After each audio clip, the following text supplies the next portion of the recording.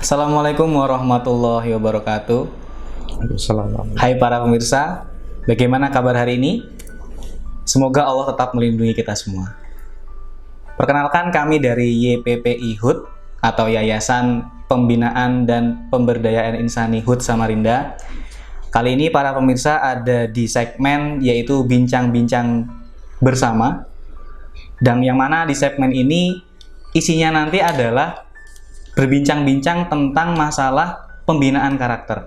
Pada kesempatan kali ini yang akan kita bahas adalah tentang menjadi generasi yang militan. Dari tema tersebut, apakah pemirsa sudah bisa menggambarkan apa yang kita bahas? Jika belum, mungkin sedikit saya review kenapa kita memilih tema ini.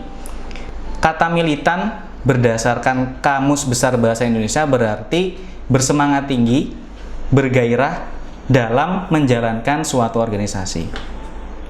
Adapun latar belakang dari pembahasan kita kali ini adalah kita generasi muda saat ini dengan aktivitas yang ada, dengan kesibukan-kesibukan yang ada, terkadang kita lupa kita sebagai generasi muda itu adalah calon pengganti dari generasi tua yang saat ini berperan.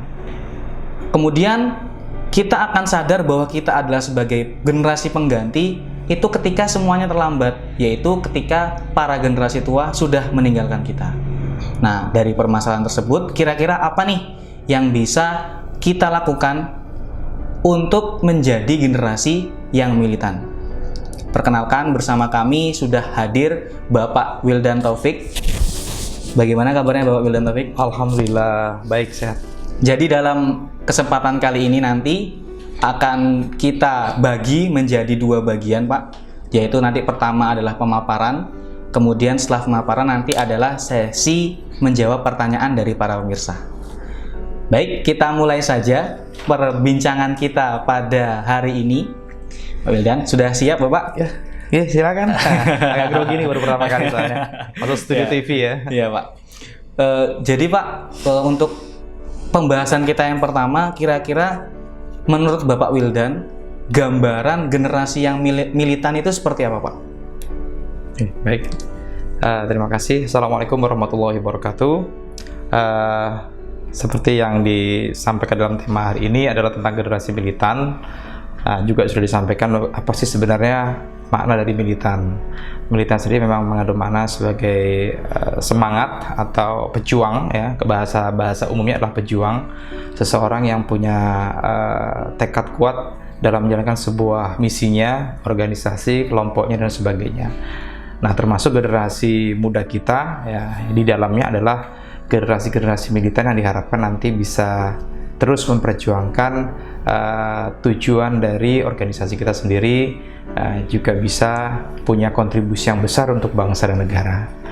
Berbicara secara umum tentang generasi saat ini, kita banyak melihat tentang generasi milenial, ya. Generasi milenial ini tentunya generasi yang sekarang ini sudah banyak dicekoki dengan berbagai macam teknologi, informasi, pengaruh sosial budaya, dan bahkan juga cara pandang politik yang sekarang ini anak muda sudah banyak yang mengerti. Nah, kita di dalam generasi muda kita, terutama dalam lingkungan wadah pengajian kita, dalam lingkungan kegiatan-kegiatan di yayasan kita, tentunya kita juga berharap generasi yang kita bentuk ini menjadi generasi yang militan, yang mampu meneruskan tongkat estafet perjuangan untuk masa depan, mencapai visi dan misi yang sesuai dengan yang kita harapkan. Kalau boleh mengutip sedikit apa yang disampaikan oleh salah seorang penulis, ya, sejarah dunia adalah sejarah orang muda. Apabila angkatan muda ini mati rasa, maka matilah sejarah sebuah bangsa. Itu kutipan yang disampaikan oleh Pramudia Anantatur, ya. Memang pas sekali ketika generasi muda sudah mati rasa, maka sejarahnya akan hilang, ya. Artinya apa? Negeri ini pun sudah tidak akan ada lagi wujudnya. Yang ada hanyalah sisa-sisa cerita dari masa-masa lalu. Nah, mengikuti perkembangan zaman sekarang dihubungkan dengan perkembangan generasi kita, ya, kata orang generasi milenial, ya. Ini kita sudah mulai lebih berhati-hati karena tidak ada batasan antara teknologi luar dan negeri kita, budaya sosial yang masuk ke negeri kita sudah sekali menyaringnya, tidak seperti dulu lagi, sehingga kita harus semakin kuat, semakin tangguh. Nah, melihat kondisi ini tentunya kita juga harus banyak berupaya, termasuk meningkatkan amal ibadah dan berdoa supaya kita juga punya benteng-benteng yang kuat di dalam diri kita, sehingga pengaruh apapun dari luar tidak akan mudah terombang-ambing, terutama masalah teknologi yang sangat mudah diakses di mana saja. Bahkan anak kecil pun itu sangat mudah mengaksesnya. Belajar apapun sekarang bisa lewat teknologi. Nah, cuman pengaruhnya atau dampaknya pun luar biasa ya. Beberapa tokoh juga sudah mengatakan dari bidang kesehatan, pengaruh teknologi sangat mempengaruhi kesehatan anak-anak remaja kita, generasi kita, mulai dari kecil pun sudah ya. Bahkan sebagian dari generasi kita harus sudah menggunakan kacamata ya. Kalau saya ini kacamata plus saja karena memang sudah usia ya kan. Tapi generasi muda kita kadang anak-anak kecil-kecil masih SD pun kelas 1 SD sudah menggunakan kacamata minus. Kenapa? Karena paparan sinar dari teknologi, dari komputer, dari handphone itu sudah mereka nikmati sejak kecil. Nah, ini yang harus kita hati-hati. Nah, ini juga nanti dampaknya ketika mereka sudah terbiasa dengan teknologi, informasi yang disampaikan lewat teknologi tadi, ketika tidak disaring, tidak diawasi oleh orang tua atau orang-orang yang lebih senior, yang lebih baik, maka arahnya akan menjadi hal yang membahayakan bagi mereka sendiri. Mungkin itu saja. Berarti ada kerjasama ya Pak antara generasi muda yang dipupuk oleh generasi tua dan juga yang memang harus dari generasi tuanya juga benar-benar memupuk dengan yang baik ya Pak ya? Betul, betul. Artinya memberi contoh yang teladan yang baik itu jangan sampai mereka berkiblat kepada orang-orang yang sebenarnya malah menjerumuskan mereka ke hal-hal yang tidak baik ya.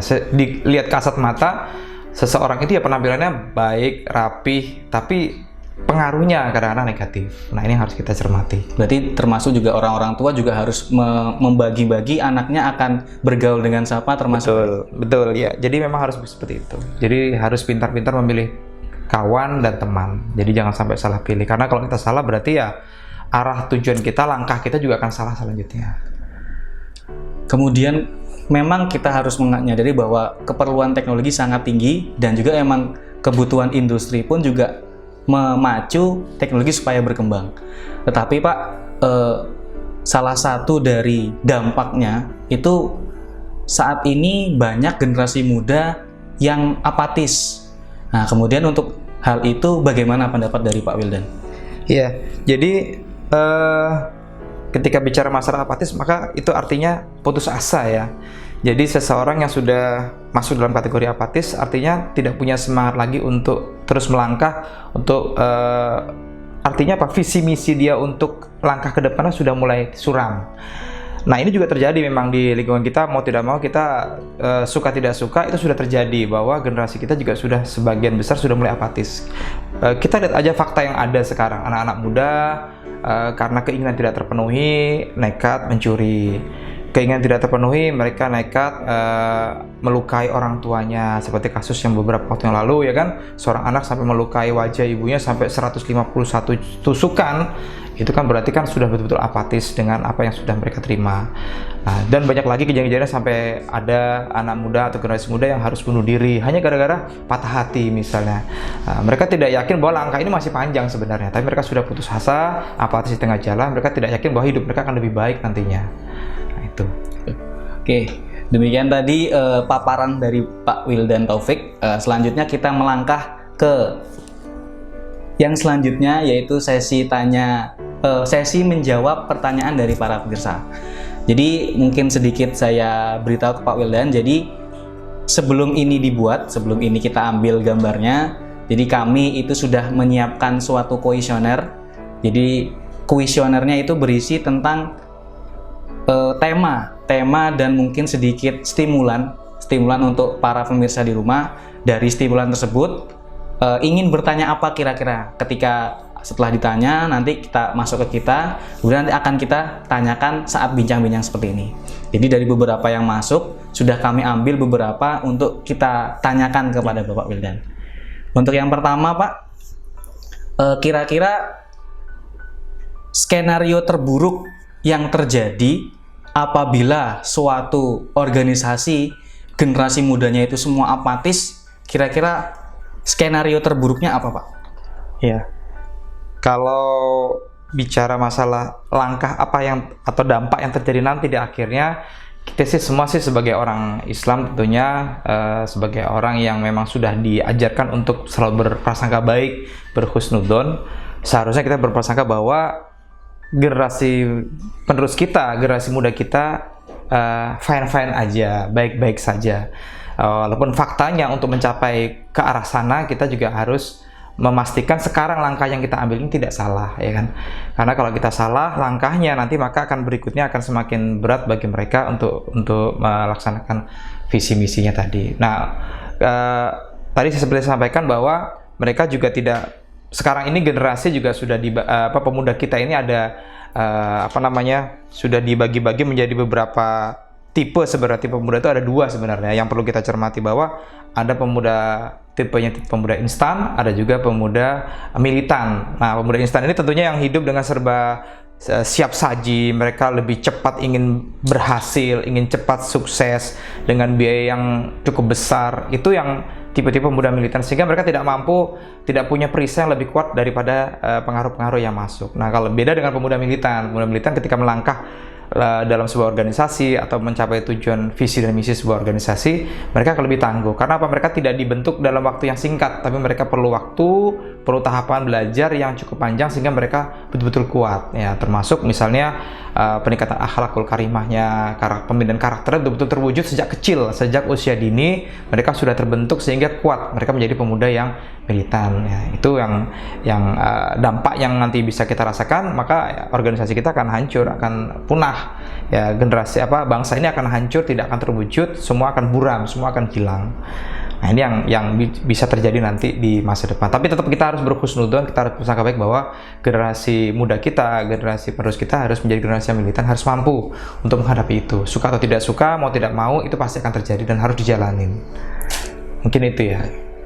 Oke, selanjutnya Pak, kira-kira dari pemaparan Pak Wildan tadi untuk menjawab pertanyaan yang pertama tadi, caranya kira-kira apa Pak untuk step by stepnya untuk supaya generasi muda ini, jika saya ingin menjadi generasi yang militan, itu kira-kira apa yang perlu saya lakukan untuk step by stepnya? Oke. Mungkin kita lebih mudah menyebutnya beberapa kontribusi juga yang bisa dilakukan generasi muda ya. Di antaranya seperti misalnya generasi muda kita harus sudah membiasakan mulai meningkatkan literasinya. Mereka harus rajin juga membaca, belajar, karena proses belajar ini terus akan ada, sampai kapanpun akan terus ada. Jadi harus mau belajar. Ketika mereka sudah malas membaca, mereka malas belajar, dengan teknologi yang mereka pegang dengan handphone pun mereka bisa belajar sebenarnya. Itu sebagai salah satu step yang mereka lakukan seperti itu. Kemudian mereka juga harus terbuka dalam menerima berbagai pemikiran dan pengalaman baru. Ketika mereka ingin berkembang, maka mereka harus belajar dengan orang lain yang sudah berhasil. Ya, ikutilah workshop, seminar-seminar, pelatihan-pelatihan. Itu bisa menambah kemampuan mereka sendiri juga. Kemudian juga mereka generasi muda harus siap menjadi relawan Indonesia. Ya, itu artinya apa? Mereka bergabunglah dengan sebuah komunitas yang positif. Ya, jangan yang negatif, komunitas yang positif. Apakah itu olahraga, apakah itu hobi, ya, itu memberikan hal-hal yang bermanfaat, yang sosial non profit lah ya. Kemudian juga mereka sendiri, generasi muda juga harus ikut mendukung produk lokal kita di Indonesia. Harus, karena supaya ini bangsa kita ini bisa berkelanjutan, ya mereka harus senang dengan produk kita. Kemudian juga mereka harus menjadi pengguna internet atau teknologi yang atau pemakai medsos yang baik ya. Jangan terpengaruh dengan hoax dengan mudah menyebar kemana-mana, terus membaca apa yang dibaca dan dilaksanakan tanpa menyaring dulu. Nah, ini yang perlu mereka lakukan kalau ingin mereka menjadi generasi militan yang lebih tangguh, lebih kuat. Nah, tentunya tadi dikunci dengan pembekalan keagamaan yang juga lebih kuat. Mungkin itu. Berarti lebih ke arah, kalau pesan dari Pak Wildan ke pemuda itu saat ini adalah ya lakukan saja, ya. Tidak menunda-nunda, kemudian juga jangan sampai takut Pak ya. Betul, jangan sampai takut untuk maju ataupun untuk memulai usaha kita dalam menjadi generasi yang militan. Betul. Selanjutnya Pak, misalkan nih dalam suatu komunitas gitu ataupun suatu kelompok ada satu orang yang sudah merasa dirinya militan. Kemudian di anggota kelompoknya ada beberapa yang masih dirasa mungkin apatis atau tidak peduli. Nah, kira-kira bagaimana sih cara orang yang pingin mengajak temannya supaya bisa bersama jadi militan seperti itu, Pak? Ya. Baik, jadi kadang-kadang untuk mengajak seseorang ini tidak mudah ya ketika kita melihat siapa sih sosok yang kita ajak ini. Kadang-kadang orang melihat dengan ucapan atau nasihat saja sudah bisa, tapi ada juga orang yang melihat itu dengan tindakan. Ya, kita tidak bisa menyamaratakan setiap orang bahwa kamu harus A, kamu harus B, kamu harus C. Tapi ketika kita melakukan sesuatu, maka dia akan melihat kita. Contoh, misalnya saya ingin mengajak generasi muda kita supaya dia menjadi generasi yang militan yang kuat, tangguh. Ketika ada kegiatan, contoh kerja bakti RT, ya kita harus ajak mereka dengan cara memberi contoh, sehingga mereka mengikuti kegiatan tersebut. Ya, beliau memberi contoh untuk kerja bakti, beliau ikut hadir dalam kegiatan jaga malam bersama di masyarakat. Itu contoh-contoh yang bisa mereka lihat. Atau kita memberi contoh yang baik, contoh misalnya kita berwirausaha dengan cara menggunakan medsos, berdagang lewat online. Ya, generasi atau teman-teman kita yang nggak punya semangat pun akan melihat, oh ternyata dengan berjualan seperti itu, berdagang di online pun menggunakan jaringan medsos yang baik, itu banyak manfaat yang bisa mereka terima. Mereka melihat saja itu menjadi contoh buat mereka. Jadi tidak semua kita mengharuskan orang dengan bahasa atau nasihat itu pasti mereka akan melakukan, belum tentu. Tapi mereka kadang-kadang melihat apa yang kita kerjakan, itu mereka menjadikan sebagai contoh dan sebagai teladan. Dari ajakan dan juga dari ajakan kemudian juga memberi contoh. Betul, ya. Jadi itu tidak cuma hanya memberi ngajak tanpa ada contoh yang diberikan. Betul, ya. Baik para pemirsa sekalian, demikian tadi pemaparan yang luar biasa sekali dari Bapak Wildan, mulai dari tadi tentang gimana sih generasi militan yang diinginkan itu seperti apa, kemudian dampaknya juga seperti apa, dan juga penyebabnya itu apa, termasuk dari teknologi yang saat ini kita nikmati itu juga ternyata berdampak. Cuma tinggal kita sebagai generasi muda itu memilah-milah ini yang bagus, ini yang jelek, yaitu kita pilah sehingga bisa kita nikmati dan juga dampaknya bisa kita minimalisir. Ya, semoga dengan adanya perbincangan dengan Bapak Wildan Taufik ini menjadikan semangat untuk para generasi muda supaya bisa menjadi generasi yang militan, dan jika sudah menjadi militan, lebih militan lagi. Jadi mungkin sekian Bapak Wildan Taufik, terima kasih sudah menyempatkan waktunya. Baik para pemirsa sekalian, demikian perbincangan kita dengan tema menjadi generasi yang militan. Untuk tema selanjutnya, para pemirsa sekalian bisa mengecek di link deskripsi di bawah. Di situ nanti ada kuesioner tema yang akan kita bawa selanjutnya, dan juga ada kolom nanti untuk bertanya tentang tema tersebut. Baik, jika memang para pemirsa merasa video ini bagus, silahkan di like. Kemudian jika memang ada saran yang perlu kita kembangkan bersama, bisa komen di kolom komen. Kemudian juga jika memang dirasa bermanfaat bagi banyak orang, silahkan di-share, dan jangan lupa di-subscribe jika memang mau melihat ataupun belajar bersama kami di sini di segmen bincang-bincang bersama ini. Baik, demikian perjumpaan kita pada kali ini.